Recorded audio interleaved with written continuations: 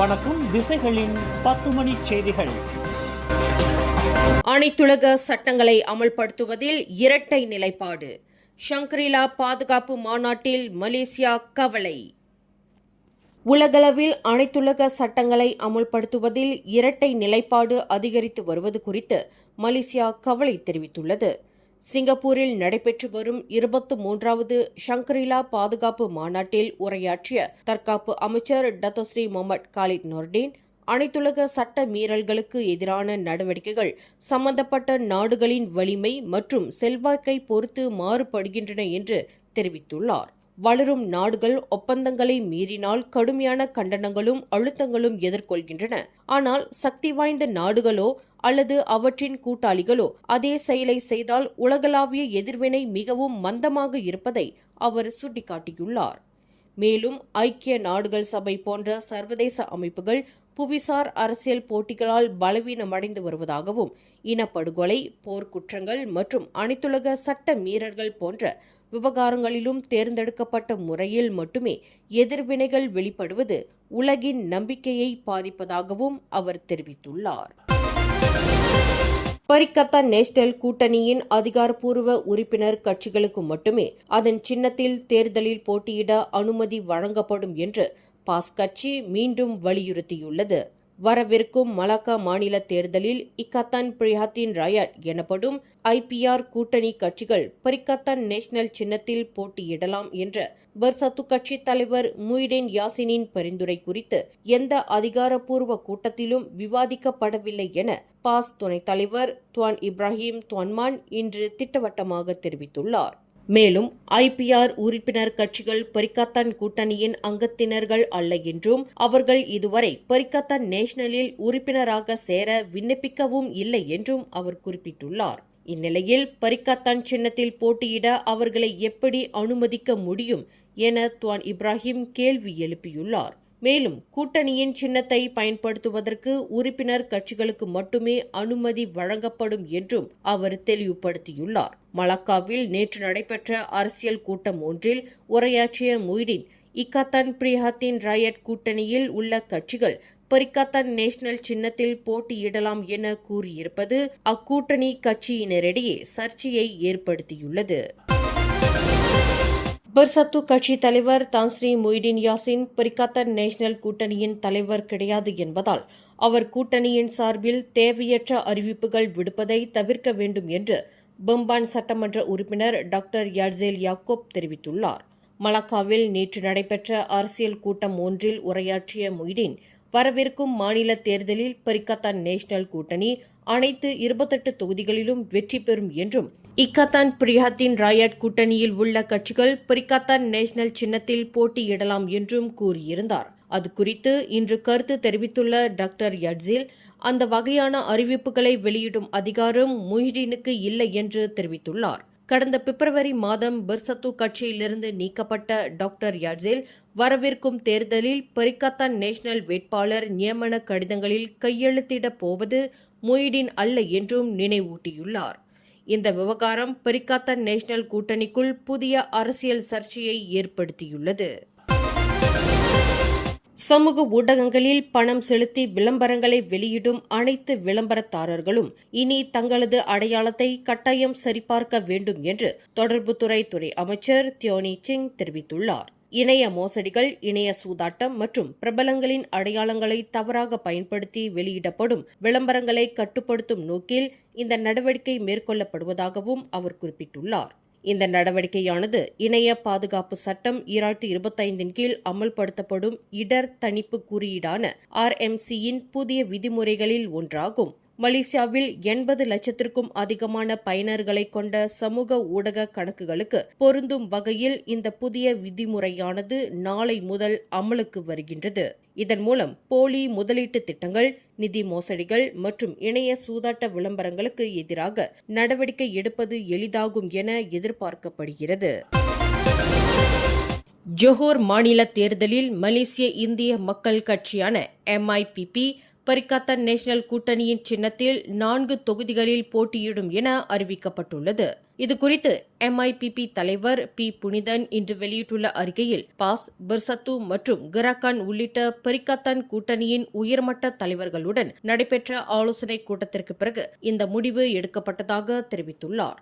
மேலும் வெற்றி வாய்ப்புள்ள தொகுதிகளாக அடையாளம் காணப்பட்டுள்ள இந்த 4 தொகுதிகள் அடுத்த மாநில அரசாங்கத்தை அமைப்பதில் PNக்கு உதவும் என்றும் அவர் குறிப்பிட்டுள்ளார்.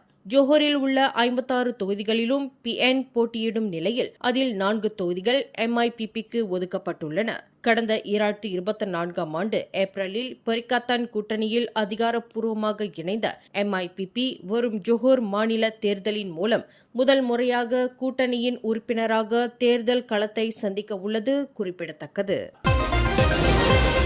கிளாந்தான் மாநிலம் தும்பாட்டில் கம்போங் டாலம் ரூ பகுதியில் 35 வயதுடைய தனது மகன் வீட்டின் பூட்டிய அறையில் உயிரிழந்த நிலையில் கிடந்ததை கண்ட தாய் அதிர்ச்சியடைந்தார். இதுகுறித்து தும்பாட் மாவட்ட போலீஸ் தலைவர் முகமது கைரி ஷஃபி வெளியிட்டுள்ள அறிக்கையில் நேற்று மாலை 6:27 மணியளவில் சம்பவம் தொடர்பாக தகவல் கிடைத்ததை அடுத்து போலீசாரும் தும்பாட் மருத்துவமனையைச் சேர்ந்த மருத்துவ குழுவினரும் சம்பவ இடத்திற்கு விரைந்ததாக தெரிவித்துள்ளார். இந்நிலையில் மீட்கப்பட்ட சடலமானது அளவில் சிதைவடைந்திருந்ததால் மரணத்திற்கான துல்லிய காரணத்தை கண்டறிய முடியவில்லை என்றும் பிரேத பரிசோதனை அறிக்கையில் காரணம் உறுதிப்படுத்த முடியவில்லை என பதிவு செய்யப்பட்டுள்ளதாகவும் போலீசார் தெரிவித்துள்ளனர்.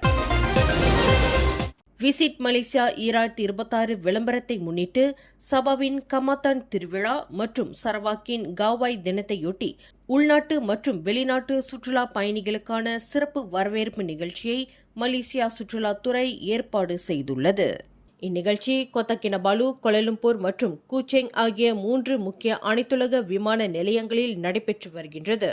விமான நிலையங்களுக்கு வருகை புரியும் பயணிகளுக்கு நினைவு பரிசுகள் வழங்கப்படுவதுடன் மலேசியர்களின் பாரம்பரிய விருந்தோம்பலை பிரதிபலிக்கும் வகையில் டோடோல் இனிப்பும் பரிமாறப்பட்டு வருகின்றது. கோலாலம்பூர் KLIA முனையம் ஒன்றில் நடைபெற்ற நிகழ்ச்சியில் சுற்றுலா, கலை மற்றும் கலாச்சார அமைச்சின் தலைமை செயலாளர் டத்தோ ஷஹருடின் அபு சுஹோட், சுற்றுலா திட்டமிடல் பிரிவின் இடைக்கால துணை இயக்குநர் விசானி ரொஸ்மின், மலேசிய ஹோட்டல்கள் சங்கத்தின் தலைவர் டத்தின் கிறிஸ்டினா தோ உள்ளிட்டோருடன் சுற்றுலாத்துறையைச் சேர்ந்த அதிகாரிகள், பிரதிநிதிகள் மற்றும் பங்குதாரர்கள் கலந்து கொண்டனர். இதனிடையே பிலிப்பீன்ஸ், வியட்நாம், சீனா, தென்கொரியா மற்றும் இந்தியா உள்ளிட்ட நாடுகளைச் சேர்ந்த 15 ஊடக பிரதிநிதிகள் மற்றும் சமூக ஊடக பிரபலங்கள் பங்கேற்கும் 8 நாள் மெகா ஃபேம் சுற்றுப்பயணமும் தொடங்கப்பட்டுள்ளது. கடந்த மே 29 முதல் ஜூன் 5ஆம் தேதி வரை நடைபெறும் இந்நிகழ்ச்சி கமாத்தான் மற்றும் காவாய் விழாக்களின் சிறப்புகளை உலக அரங்கில் விளம்பரப்படுத்துவதோடு கலாச்சார சுற்றுலா மையமாக மலேசியாவின் நிலையை மேலும் வலுப்படுத்தும் என எதிர்பார்க்கப்படுகின்றது.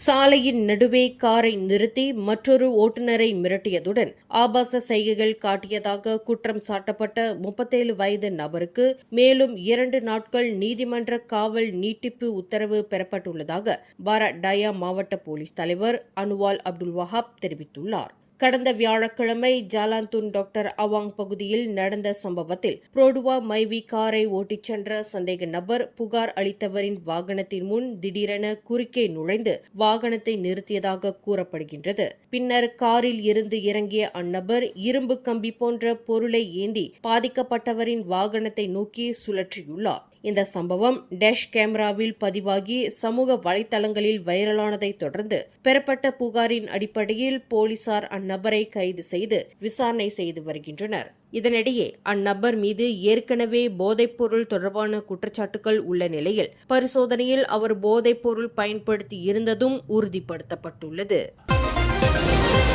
ஹஜ் பெருநாளின் போது பெர்லிஸ் மந்திரி பசார் அபுபாக்கர் அம்சா ஆக்ரோஷமாக ஓடிய மாடு ஒன்றை துப்பாக்கியால் சுட்ட விவகாரத்தில் மலேசிய கால்நடை மருத்துவ சங்கம் தமது நிலைப்பாட்டை வெளிப்படுத்த வேண்டும் என செனட்டர் டாக்டர் R.A. லிங்கேஸ்வரன் வலியுறுத்தியுள்ளார். இந்த விவகாரத்தில் அச்சங்கம் மௌனம் காப்பது ஏமாற்றம் அளிப்பதாக குறிப்பிட்டுள்ள அவர், இது பொதுமக்களின் பாதுகாப்பு மற்றும் சட்ட நடைமுறைகள் மட்டுமல்லாமல் விலங்குகள் நலன் மற்றும் கால்நடைகளை முறையாக கையாளும் விதிமுறைகள் தொடர்பான கேள்விகளையும் எழுப்பியுள்ளதாக தெரிவித்துள்ளார்.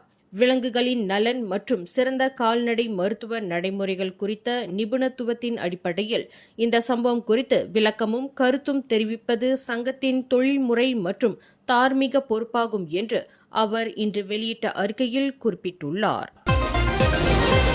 நேற்றிரவு ஜார்ஜ்டவுன் ஜாலான் பினாங்கில் உள்ள வரலாற்று சிறப்புமிக்க ஓடியன் திரையரங்கு கட்டடத்தில் ஏற்பட்ட தீ விபத்தில் மியான்மர் நாட்டைச் சேர்ந்த கட்டுமான தொழிலாளி ஒருவர் உயிரிழந்த சம்பவம் தொடர்பாக பல முக்கிய ஆதாரங்களை தீயணைப்பு மற்றும் மீட்புத்துறை சேகரித்துள்ளது.